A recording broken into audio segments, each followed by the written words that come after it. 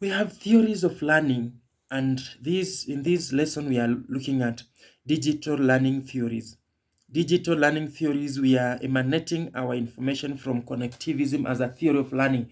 That as a theory of learning, connectivism deals so much with the digital age. It focuses on the digital age and their ability to correct and find gaps, or getting gaps in knowledge and correcting them.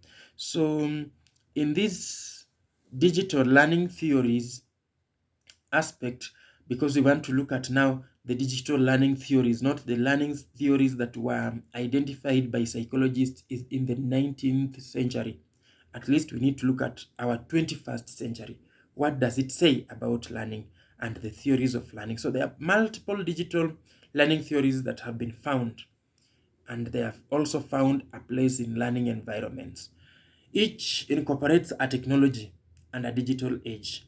For example, number one, the RAT model.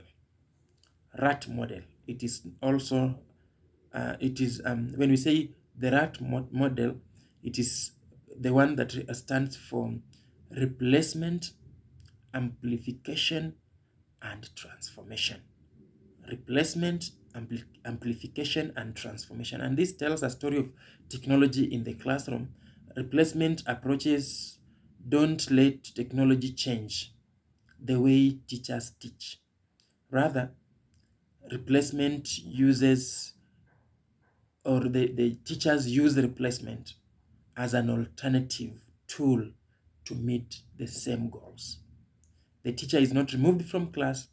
The methods of teaching are not changed, but they bring about a few of the technological advancements, make use of the technological advancements, meet their goals in a simpler and cheaper manner. Amplification is when technology improves the process associated with traditional tasks. The traditional tasks of learning and teaching are known to take a lot of time and to be a little bit expensive. As much as people say digital learning is expensive, it is expensive to acquire, but not to run the daily activities, the daily processes. So, digital learning environments will always make learning cheaper, and especially when it comes to trainers, it becomes cheaper and it takes a shorter period of time. The learners acquire a lot of knowledge within a shorter period of time. Then we have transformation. Transformation sees technology as a way of reinventing classroom curriculum. You reinvent the curriculum entirely. You look at the curriculum that is there and you say this curriculum can be better. You reinvent it. It is through transformation. So the RAT model is all about replacement, and we said replacement is the teacher using the digital era to make his or her learning teaching experiences better without necessarily replacing the teacher, and they meet their goals in a better manner. Then amplification, we are saying that the processes that are used in learning are improved rather than the traditional methods and processes.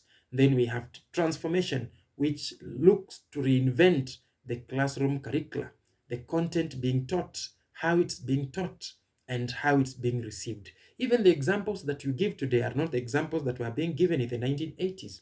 They are very different, and that is important. Number two, under the digital learning theories, we talk about online collaboration learning.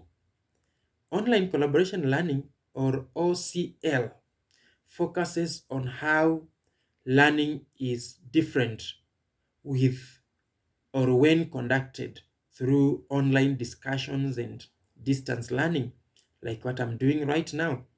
These environments encourage students to utilize more collaborative tactics, with students working both together and through an input feedback loop with instructors.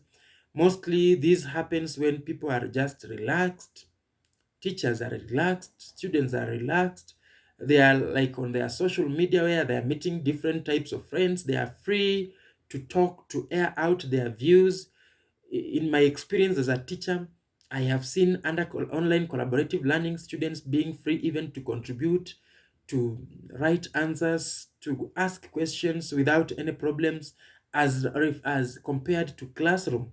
I mean, the physical classroom tends sometimes to tie up a student, to deny a student some rights of doing some things in learning. But when it comes to OCL, it gives a student an aspect of thinking. Nobody is seeing me, nobody is laughing at me, nobody. That feedback, that negative feedback, seems to be solved when it comes to OCL, and learning takes place in a better manner. Number 3, under the digital learning theories, design thinking. Design thinking incorporates engineering and creative art, and it also applies the key principles of each to learning environments. This is where creativity and innovation comes in. Design thinking. Students tend to think about what new idea can I bring on board so that my learning becomes more enjoyable. And students like to enjoy. They like it when they're enjoying their class, they're enjoying everything. And, once you give them an aspect of enjoying, they will be good in designing, thinking, creating, and just coming up with new ideas to support the learning process and make it more comfortable and make themselves more comfortable and mostly enjoyable. So design thinking is key in this era because we need to be creative. Creativity is the only way that we can use to solve our problems today. Life is becoming hard every day, and we do not have an alternative. We need to be creative. Creativity will help us to solve life problems. Running away from this will not solve. Fighting, throwing stones to everybody will not solve, but creativity and innovation will. Number 4. Number 4, it is the SAMR. SAMR model. This one stands for substitution, augmentation, modification, and definition. And this is a 4-tier model which is fully implementing technology into learning. That in learning, the principle of substitution is key. And in one of the lessons I've done, I've said um, that learning can only take place where you unlearn what you have and replace it, substitute it with the new fresh content. So to substitute is very important. Substitution and augmentation, modification, and of course redefinition.